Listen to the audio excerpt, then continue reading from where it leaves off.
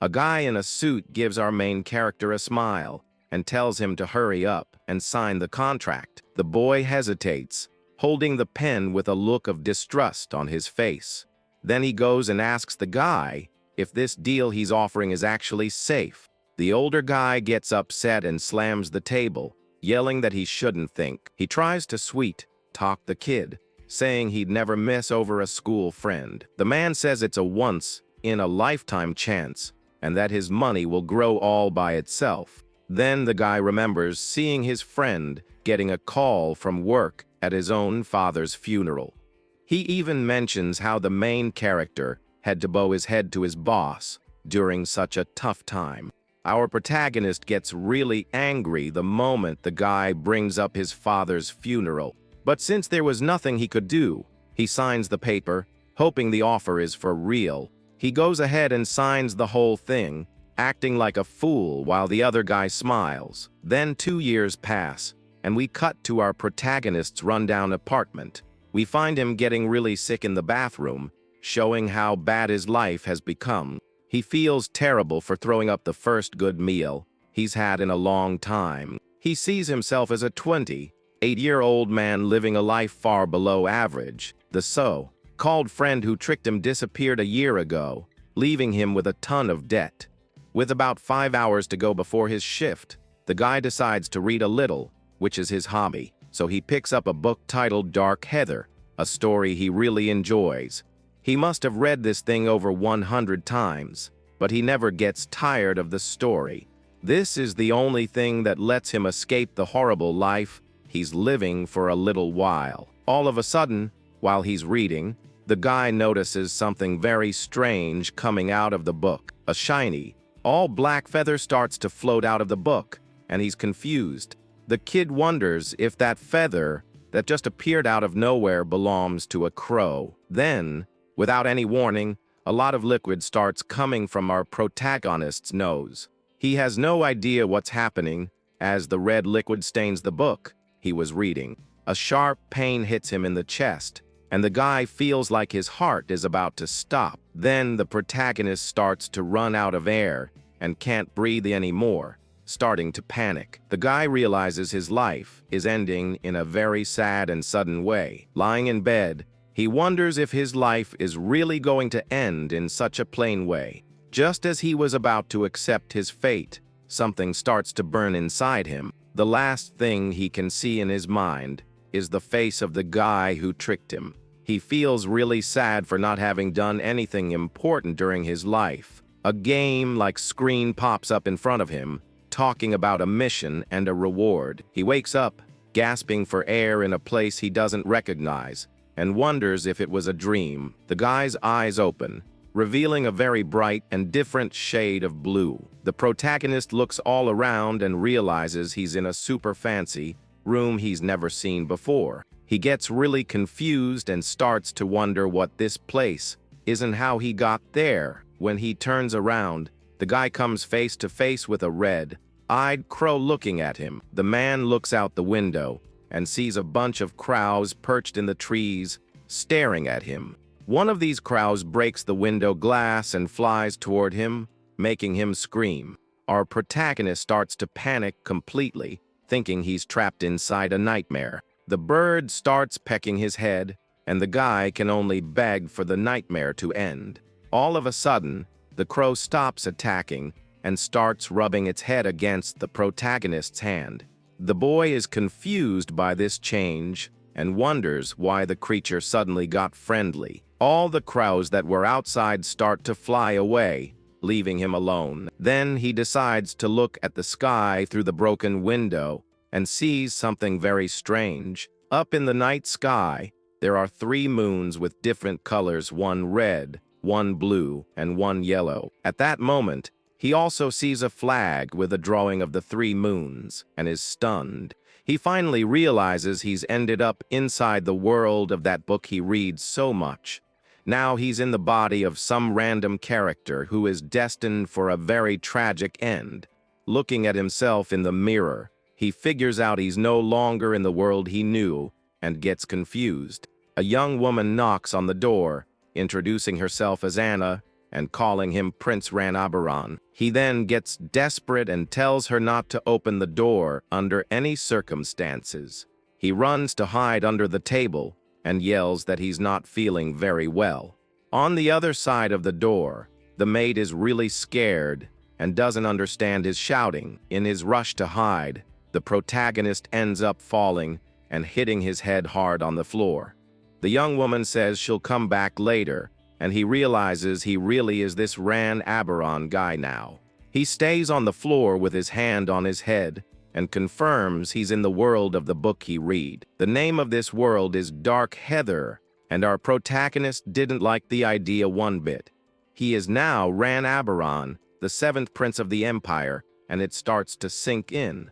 And he remembers that this character has a horrible fate and meets his end right at the beginning. Sitting alone, he wonders how he just woke up inside a book out of nowhere. A much older man calls him Your Highness and says his name is Sign and he's there. The protagonist remembers that name and knows that Sign is the prince's private secretary. The secretary says he came because the prince didn't show up for dinner and he got worried. He says he brought some food and asks if the prince is feeling better already. The young man decides that for now, the best thing to do is act like he's Ranabaran.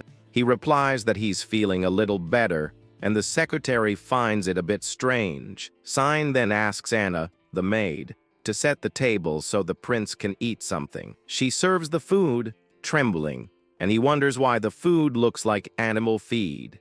The guy tries to grab the teapot to serve himself, but ends up touching it and burning his hand. He accidentally drops the teapot and ends up getting the whole table wet with the liquid. The maid has a look of terror on her face, as if she'd just seen a ghost. She throws herself on the floor and starts apologizing, and he doesn't understand why. He wonders why she's acting like it's the end of the world over a teapot. As she begs, he remembers a very important detail about the prince. Ranabaran was a very aggressive guy who would break everything and had even hurt servants before. The secretary says he was surprised to hear that the prince was feeling unwell. He says he's happy to see him well, but needs to interrupt his meal now. Then Sign unrolls a scroll on the table and asks the prince to sign some documents. Our protagonist immediately figures out that there's something very wrong with those papers.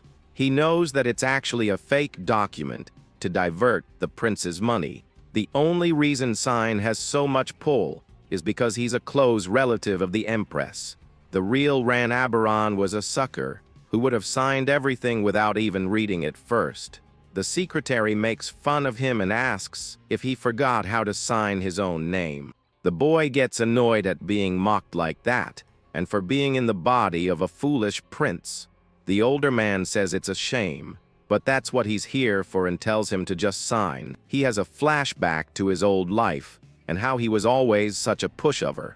The same scene of his friend asking him to sign repeats in his head again. He gets really angry and realizes he'll be a fool again if he just obeys. So the guy decides he's not going to live as a doormat anymore and will change everything. He says the numbers seem wrong and that it's a waste of money. The secretary is quite surprised that he's capable of thinking and says he misjudged him, but he changes the subject and says the food is getting cold and tells him to hurry up and sign. He tries to force the prince to sign, but the protagonist has another plan in mind. The maid watches the whole scene, very scared of what might happen to her. The guy drops a pocket watch on purpose, and the object shatters all over the floor. He says his hand slipped, and the secretary is shocked by the prince's audacity. Our protagonist knows that Sign is a distant relative, and the empress doesn't even know him. So the young man prepares to teach the secretary who tried to trick him a lesson.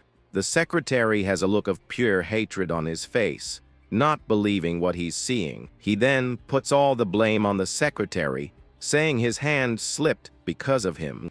The guy decides he's not going to live like a fool anymore and will use everything he knows from the book. So he turns to Sign and asks, why he's still just standing there doing nothing. The boy points to the dirty floor and says the rug is a complete mess. With a very serious look, he orders the secretary to clean up the entire mess that was made. He's determined to survive in this new life no matter what, even if he has to force his way through.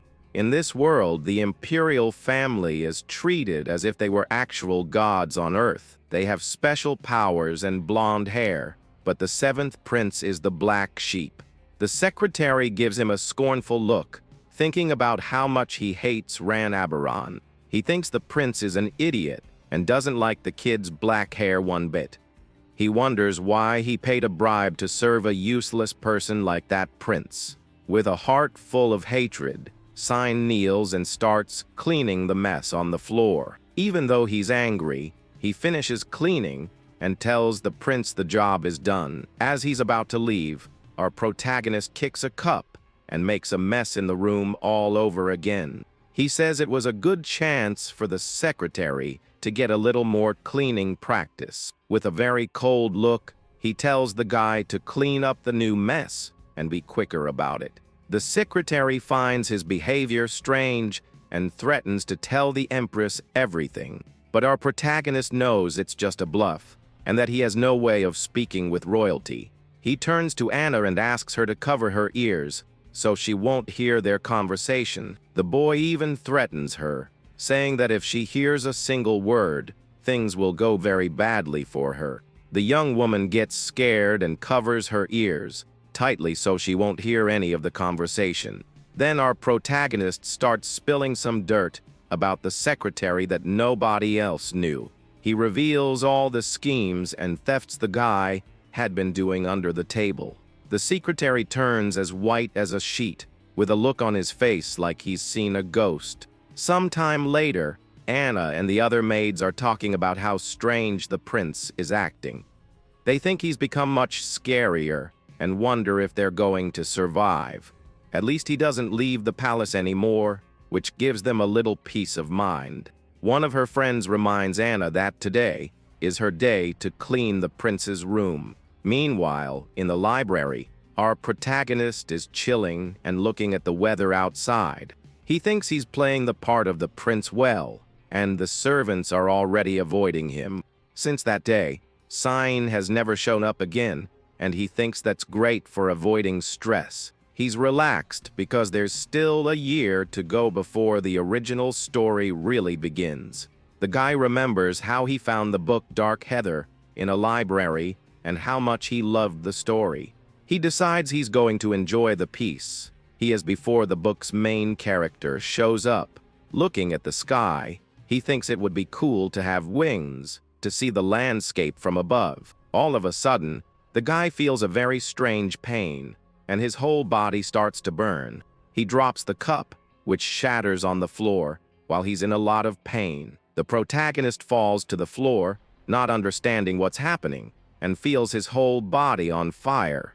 He realizes this pain is different from that other time, and his body feels like it's burning up. At that moment, Anne arrives to clean, and he tries to scream for help, but can't. The young woman thinks the room is empty, and considers herself lucky he's not there to be a bother. When she enters, she sees the broken cup on the floor and wonders what happened.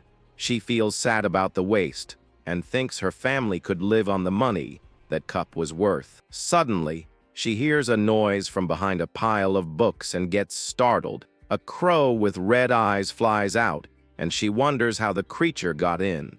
The bird flies around the room, and the young woman just stares at it, not understanding what she's seen. She manages to catch the crow and tells it that a very scary person lives there. At that moment, our protagonist realizes he's no longer in his prince's body. He's now turned into a crow and has no idea how that could have happened. The young woman says that if the prince saw them together, it would be lights out for both of them.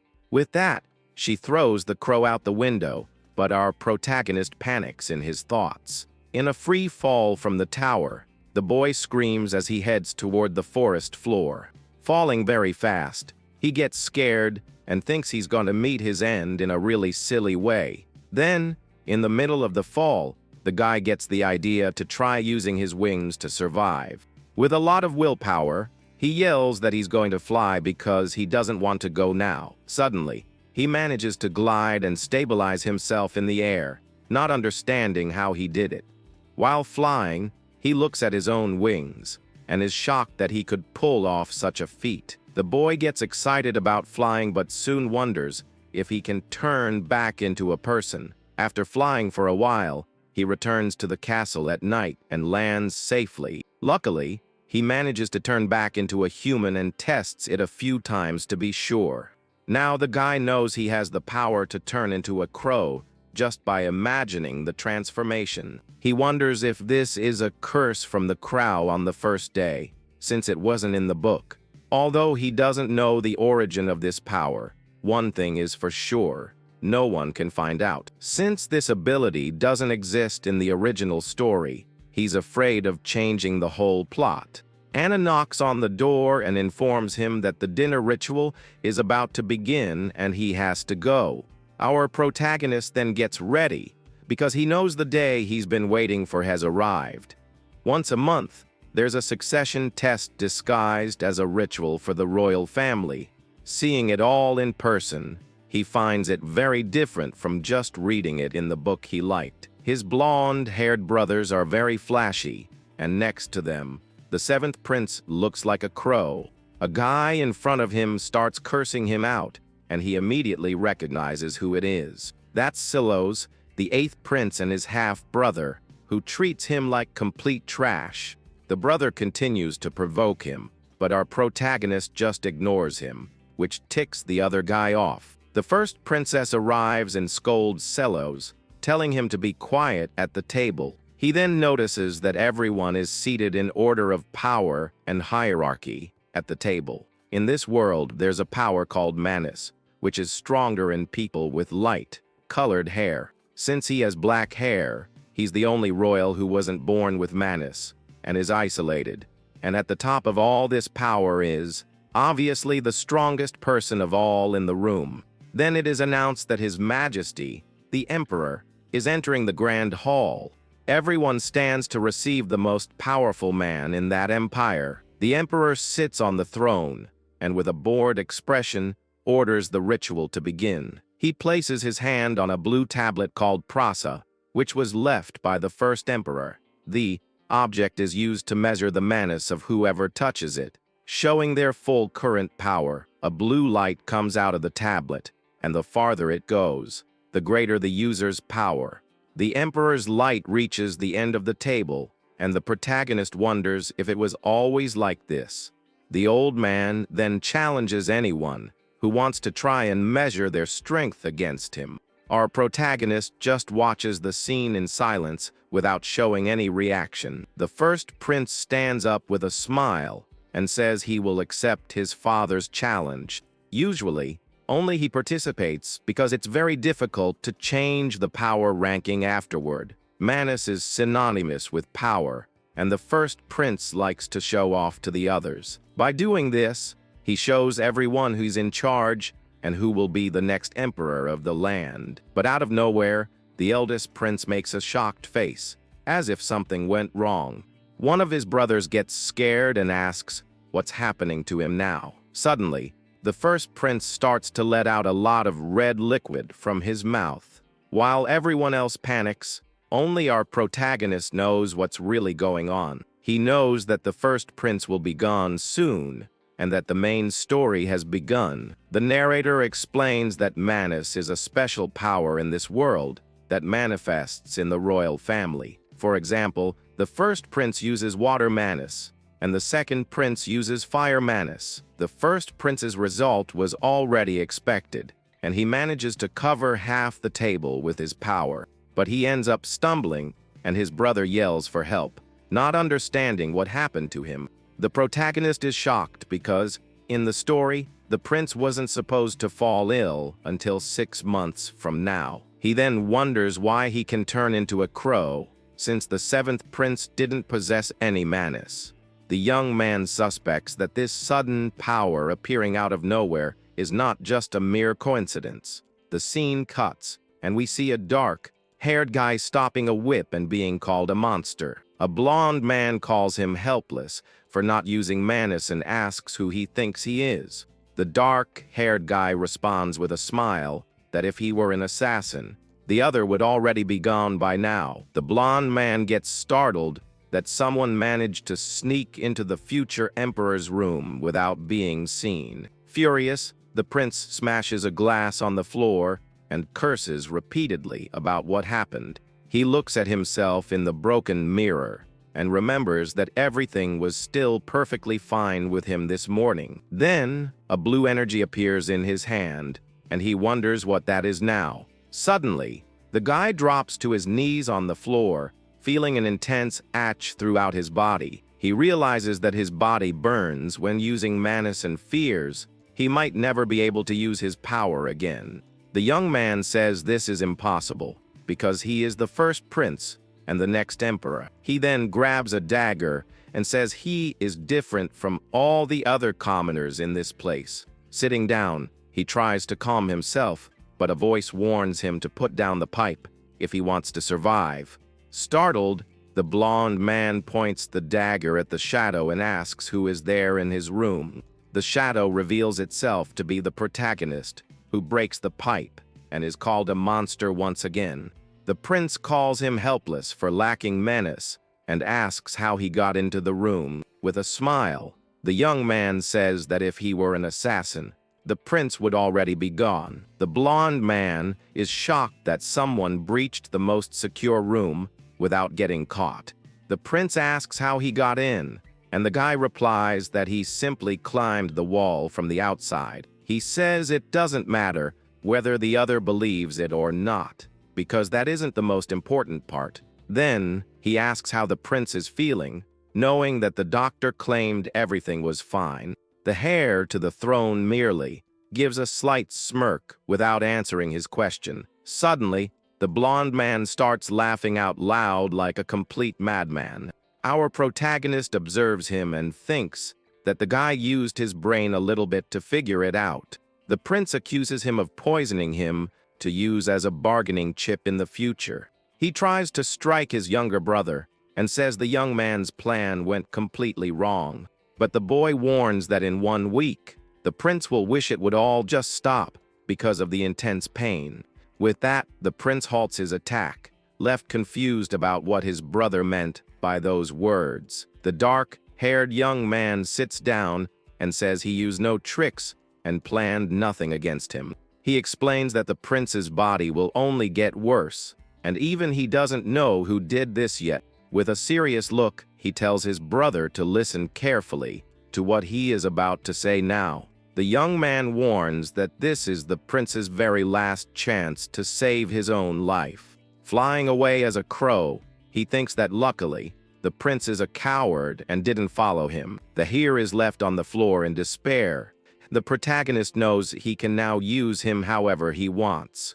He flies through the rain and thinks that this crow ability is quite useful for traveling long distances. But mid-flight, the young man senses that something is terribly wrong. Suddenly, a flash of light hits the crowd directly, and he begins spiraling down toward the ground. The scene cuts to the palace, and our protagonist wonders what he is going to do about this. Anna is at the door, thinking that the prince hasn't eaten for 2 days and isn't making a sound. She gets scared that something bad might have happened and that she will be blamed for it. Out of nowhere, someone knocks on the door, and the young woman asks if the prince is all right. He opens the door, and the maid gets startled, accidentally tripping as she enters the room. Because of this, the young woman falls flat on her face, dropping all the food she was bringing him. The food scatters across the floor, and the maid has a look of pure terror on her face. Our protagonist simply watches the whole scene with a very unamused expression right in front of her. The young woman throws herself to the floor and cries out that she made a terrible mistake and deserves the worst punishment. She starts crying heavily and tries to explain herself, but she can't even speak properly. He then asks how she expects to make up for making a mess on the floor and his shoes. but he changes his mind and orders her to clean it all up in 5 minutes and get out of his sight. The young man further forbids her from entering his quarters, hoping to finally get some peace and quiet. The scene cuts to the sky, and we see several birds flying, indicating that time has passed. 1 month has gone by since the day the first prince had that sudden ailment during the ritual, and a rumor began to spread around the palace that the hare had lost his powers. For the other princes and princesses, this was the golden opportunity they had been waiting for, to quiet the public's gossip. The hare begs the emperor to move up the royal hunt. Riding on a horse, our protagonist thinks that the real issue is whether this affected the book's main character. Today is the day of the competition, and he hopes to run into the original protagonist of the book. But suddenly, one of his brothers shows up and starts taunting him, calling him an insect. The brother continues the insult, saying that the black horse matches his dark soul perfectly. The seventh prince simply ignores him and rides off, which makes the other even angrier. He then mentions that he prefers the black horse, and that he seems to have a way with animals. The young man keeps riding along with his brothers, and says they have finally arrived. They move forward, and the boy seems highly focused on his final destination in the hunt. Everyone arrives at the Tower of the Beginning, which is where the opening ritual takes place every year. As soon as the first prince finishes the ritual, the hunting competition will begin. But that is more of a political showcase than an actual competition, and the emperor knows it. The emperor orders the first prince to get ready, and he agrees with his father's command. Another prince asks if his older brother has already thought about his winner's wish. He replies that he is obviously going to win, and already has a wish in mind to ask his father. The ritual serves to display the future emperor's power in front of all the nobles. The nobles comment that it is an honor to see the prince, but they whisper about the rumors. The hare gets annoyed by what he heard from his brother and hopes he wasn't just bluffing. Our protagonist watches everything from a distance with a slight smirk, knowing exactly what is about to happen.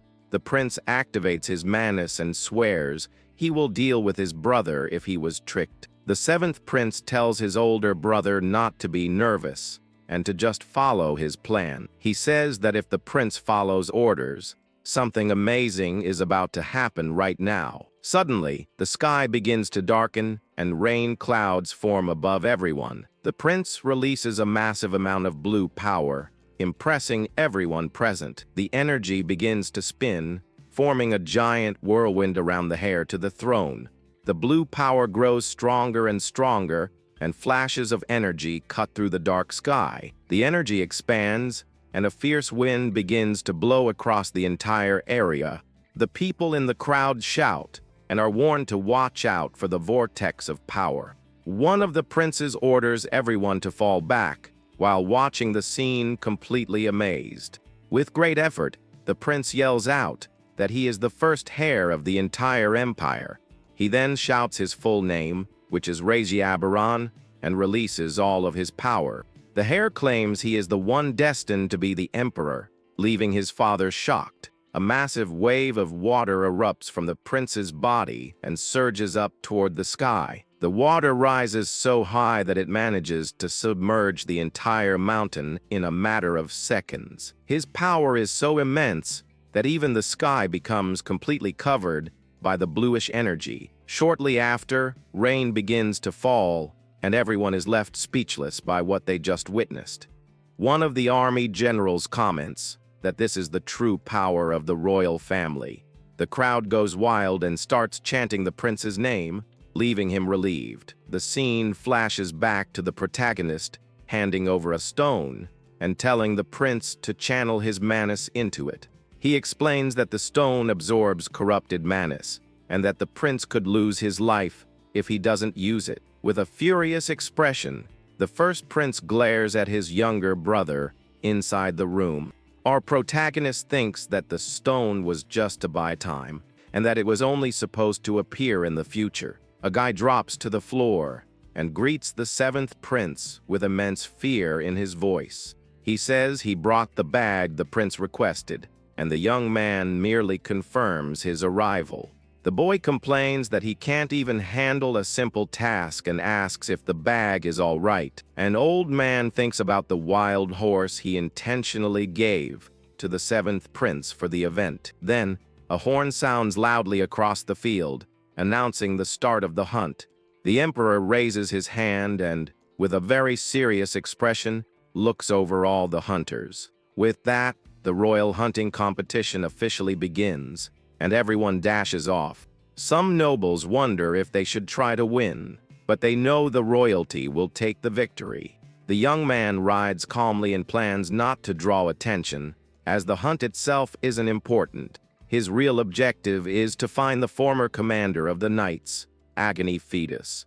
The commander listens to his servant say that the power of the ritual seemed like that of a god, but the duke says the emperor actually wanted to break the nobles' spirit with that display. His servant asks him to only say those kinds of things when they are alone, and the duke tells him to relax.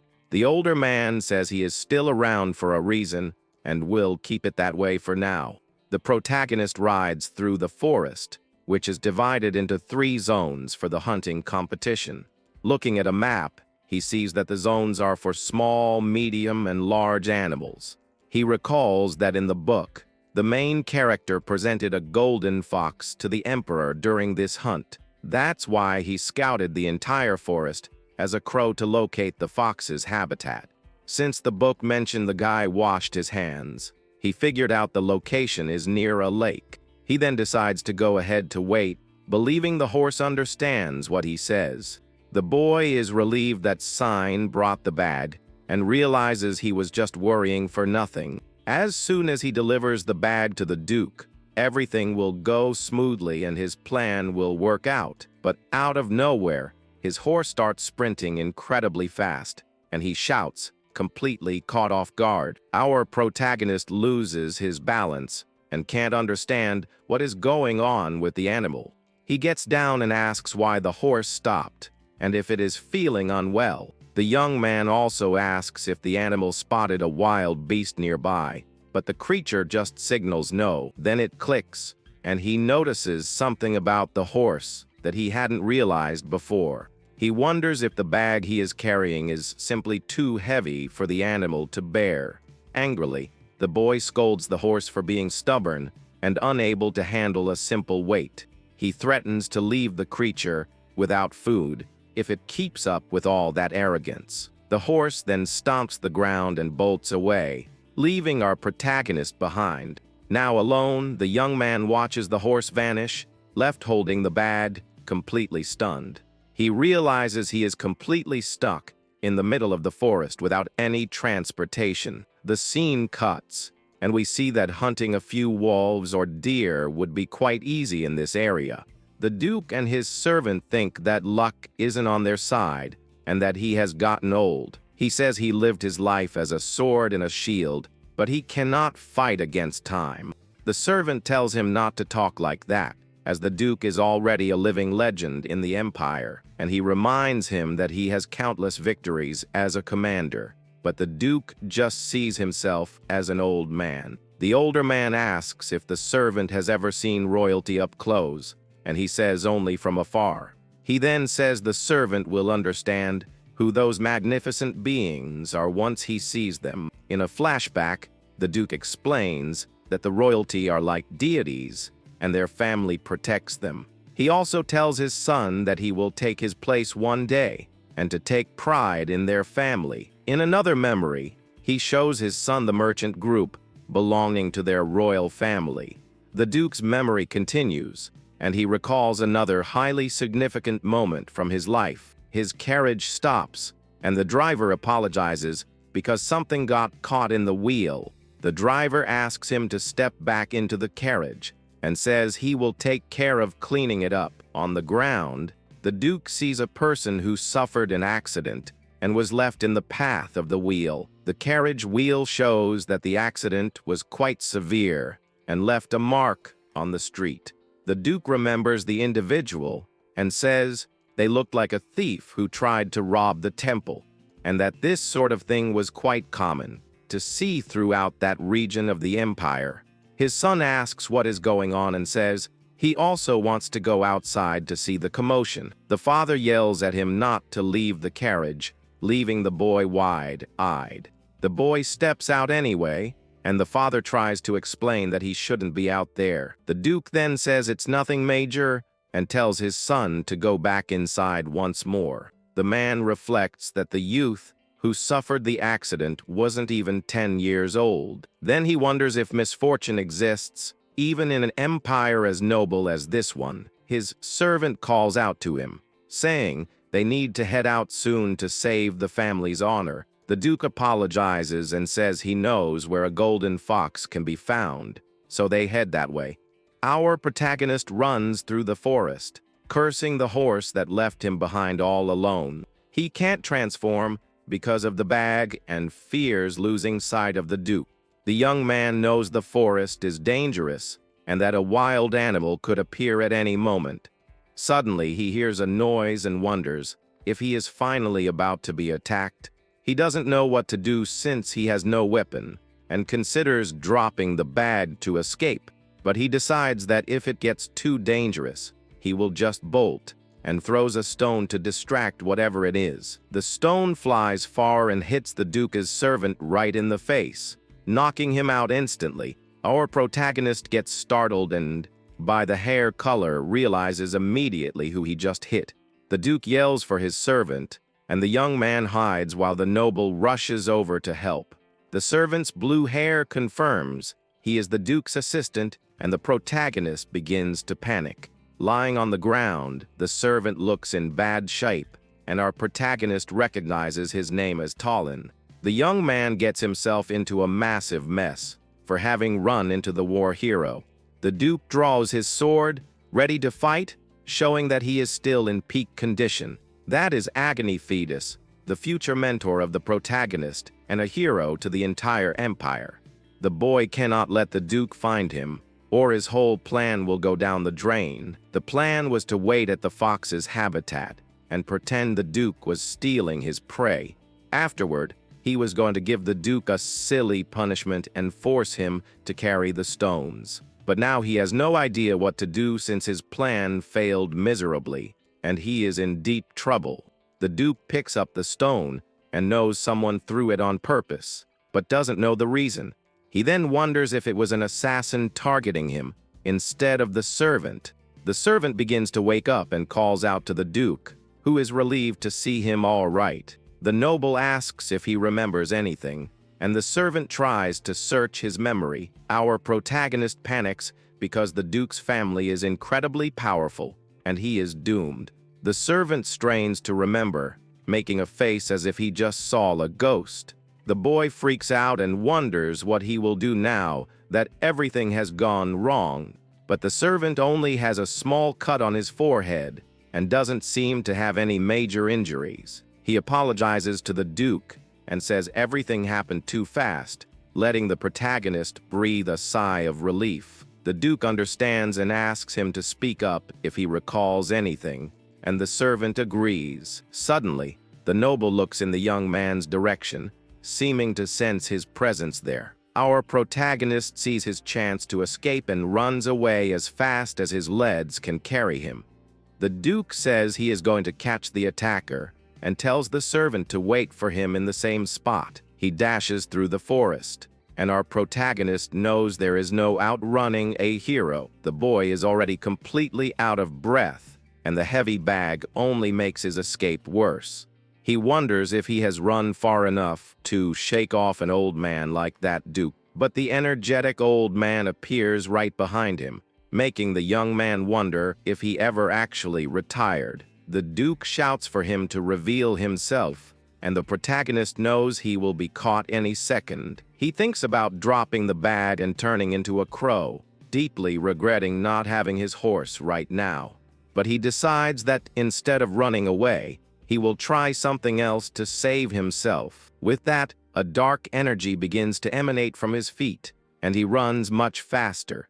The energy surrounds him, giving him incredible speed to escape from the Duke. The Duke thinks he caught up to him, but the young man suddenly gained speed and even changed his form. He thinks his eyes are playing tricks on him, and out of frustration, swings his sword. But he stops in a clearing and wonders if he ended up losing sight of the runaway.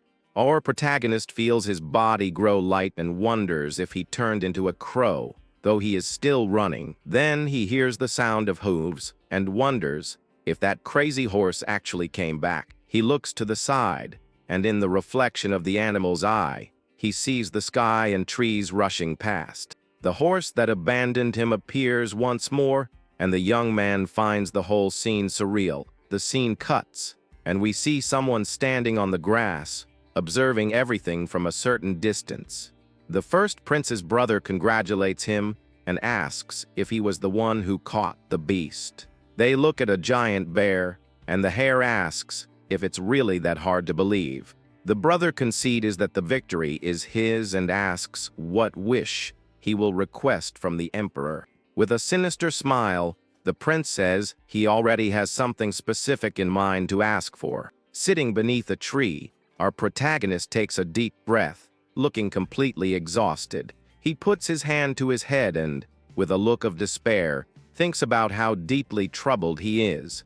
The young man laments losing the bag of stones while escaping from the Duke. Lying on the grass, he despairs over losing the most critical part of his plan. He stays lying down with his hands on his head, unsure of what to do with such bad luck. But he stands up and decides he will retrace his steps to try and locate the bag. The Duke's servant sees him returning, and holding his head, asks if he has already come back. The Duke asks if he is feeling better, and the servant says he is just a little dizzy still. He asks what happened, and the Duke says he lost the guy, either because the target was too fast, or because he is getting old. But the servant points to a bag, and the Duke mentions that he found it on his way back.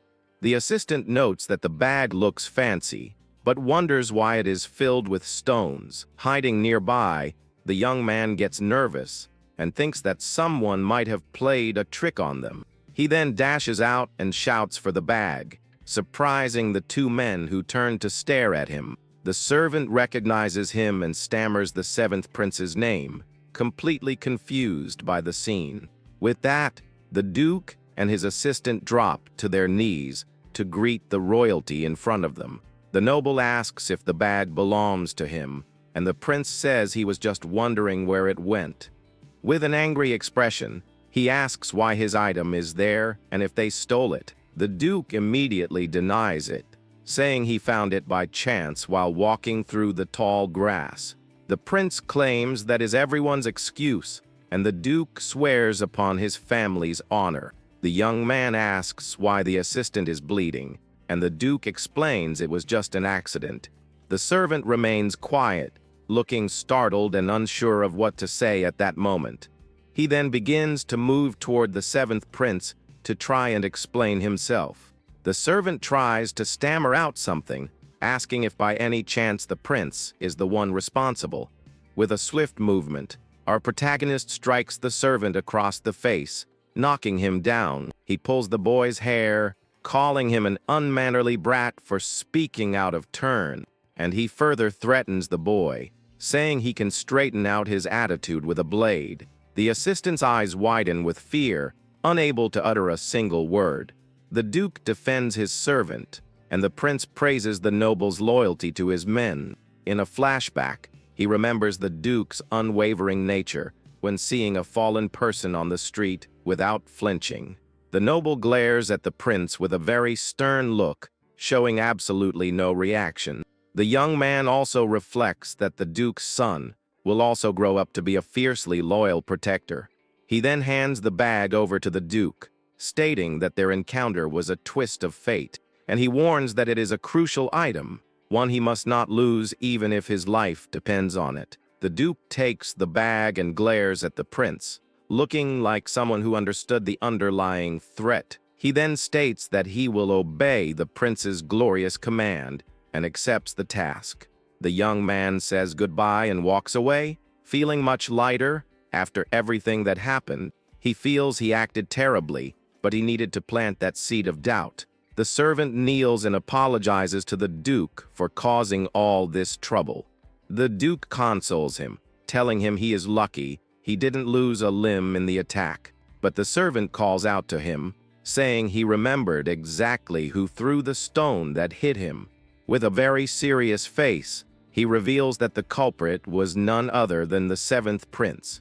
The Duke cuts him off and orders him to stop, saying he doesn't need to hear another word. Our protagonist recalls that in the book, the Duke only rebels after the loss of his son. So, to make the event happen sooner, he needed a very powerful catalyst. The first prince reveals that his wish will be to develop the area surrounding the temple. With a sinister smile, he states he is going to clear out all the vagrants living around there. In his thoughts, the young man knows that the Duke's future is now completely sealed. The noble looks very solemn and deep in thought after hearing his assistant's revelation. Our protagonist knows that the Duke's ultimate destiny is to rise against the royal family. The scene cuts to a beautiful landscape with the sun setting and a bird flying by. We see the forest in a bright white light, indicating that something important has occurred. Hidden in the bushes, the protagonist thinks to himself that he checked everything 10 times, and there are no witnesses. He feels like an antagonist for doing that, but reminds himself that he is, in fact, the antagonist.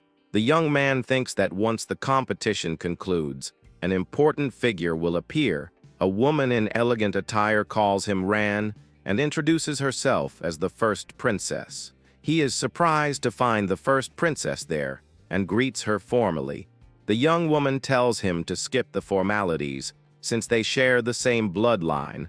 She asks where his horse is, and the young man makes up an excuse that he just wanted to walk a bit. The princess glares at him coldly, stating she can see right through his lie. With a menacing look, she asks why he would lie to his own flesh and blood. The boy gets awkward and asks what she means by such an accusation. She shares that she saw a lone black horse, and her servant mentioned it belongs to him.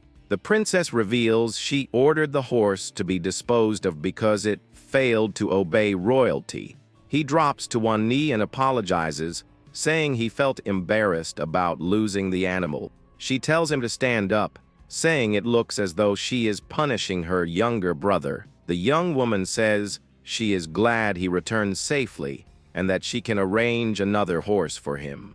The young man thinks that the princess is difficult to handle because you never know what she is thinking. He wonders why she is leaving and if her power simply doesn't work on him. The scene cuts to a tent where we see the Duke's servant being examined by a physician. The doctor asks if he fell from a rock and hit his head on another one again. He remarks that he has seen it all, but never someone getting hurt by 2 rocks at the same time. The Duke asks how long it will take, and the doctor states that the injury is quite severe. The servant despairs over having to stay in bed for a week and missing the competition, but the Duke calms him down and tells him to rest, as he and Jack will handle the remainder of it. The assistant smiles and says he will do his best to rest up just as the Duke requested. The noble jokes that he never gave him a day off before, and that his dream is just to eat and play games. He then promises he will win the gold mine to make his servant's dream come true. A candle burns slowly on top of a table, creating a very tense atmosphere in the air. The assistant is lying in bed, looking quite uncomfortable and in a bit of pain. Suddenly, someone places a parchment in his hand, and he is startled by the unexpected visitor. Our protagonist reflects on how the Duke is such a dedicated protector that he doesn't even notice the danger his servant is in. He also remembers that the Duke's son will grow up to be just as dedicated as his father. Unable to sleep, the Duke decides to step outside to get some fresh air. He stands up and, with a determined look, prepares to leave his tent. Outside, he sees the bag of stones that the prince ordered him to carry. He picks up the heavy bag and begins walking through the dark night with no apparent destination. The noble decides to visit the temple, mentioning he has something to show his son. At the temple, he shares that a savior descended from the heavens when the world was in utter chaos. The duke's son mentions he read in a book about the great Sierra who saved the world. In the temple, they look at the statue of the hero who possessed mysterious powers and detested conflict. 1,000 years ago, he united the empire, named it Aberon, and established the royal family. The duke thinks of his son and how he was his most precious treasure in the world, and also how he asked his son to follow in his footsteps and serve as a sword for the royalty. Carrying the bag, he wonders why he is lugging around those incredibly heavy stones. He doesn't know if he does it out of pure devotion or for some other reason he can't comprehend. The scene cuts to the tower, and we see the sun setting on the horizon over a beautiful landscape. Suddenly, he hears the sound of a horn and wonders what that noise could be. All the nobles are gathered, commenting on the sounds of wild beasts heard throughout the night. They assume the first prince cleared everything out and that the hunt has already concluded. The competition, which was supposed to last 4 days, was ended in a single night by the prince. And with that, he achieved an incredibly impressive hunting record in front of all the nobles. The heir to the throne is declared the grand winner of the royal hunting competition. The emperor congratulates him on the victory, and the prince thanks his father for it. Following tradition, the emperor tells his son to state whatever wish he desires now. The nobles whisper among themselves, wondering what he will ask for, recalling last year's request. The prince kneels and states that vagrants are overrunning the temple grounds, and to restore the temple's beauty, he has a very harsh plan in mind. The duke is shocked, his face breaking into a sweat upon hearing the crown prince's words. An image of several knights on a battlefield flashes through the duke's mind. The prince then humbly requests the authority to completely clear out the displaced people. The memory of his son's tragic fate returns to haunt the noble's mind at that very instant. He remembers everything and, with a face full of pure resentment, makes a major decision. The duke draws his sword, thinking that though he is a loyal protector, he cannot let this happen. With sword in hand, he walks toward the prince, causing the crowd to gasp in fear. With a look of absolute resolve, he mutters that he is sorry to his son and that he will avenge him. Someone wakes up upside down, their vision blurry, unable to understand what they are seeing. The young man asks who is there and gets startled upon seeing the figure standing in front of him. The man drops to the ground and greets the 7th prince, who tells him to move slowly. The prince orders him to gather some medicine, and the servant asks what brings him here now. The young man asks if he is unaware of the duke's situation and that the ceremony has already begun. The servant is confused and asks which closing ceremony he is talking about. With that, he rushes off toward the crowd to see what is actually going on. He apologizes and asks for permission to pass as he pushes his way through all those people. The assistant continues to push past people and, with a great deal of effort, manages to break through. In the middle of the arena, he sees the duke on his knees, surrounded by knights with drawn swords. The first prince glares down at the duke, and the servant cannot comprehend what is happening. The heir to the throne demands to know what is going on and why the duke is standing there. The duke states that his family has served the royalty for over 1,000 years and has always been faithful. But he feels his family is being used more to deal with vagrants than to actually fight honorably. And so, he makes a formal request to the emperor, who glares back with a very stern look from his throne. The prince acknowledges the request due to the devotion the duke has shown his entire life. But the emperor finds it ironic that his devotion led him to obstruct the royal decree. The prince channels his power and asks if the duke honestly expected any mercy. With a malicious grin, He says the Duke forgot that his actions carry a heavy penalty. The noble closes his eyes, stating he will pay with his own life for his great transgression. The servant screams the Duke's name and runs desperately, trying to save him in time. Our protagonist watches it all from afar, thinking it would be ideal if the main character could witness this too. A hooded figure scoops up water from the river, looking quite exhausted and thirsty. Suddenly, a blue energy begins to emanate from the water, startling him by what he sees. He wonders what that could be, as the energy begins to ripple across the entire river. The energy shows him the ceremony and the royal power he is destined to face. The hooded youth reveals his face, and he is none other than Rattel, the true protagonist of the book.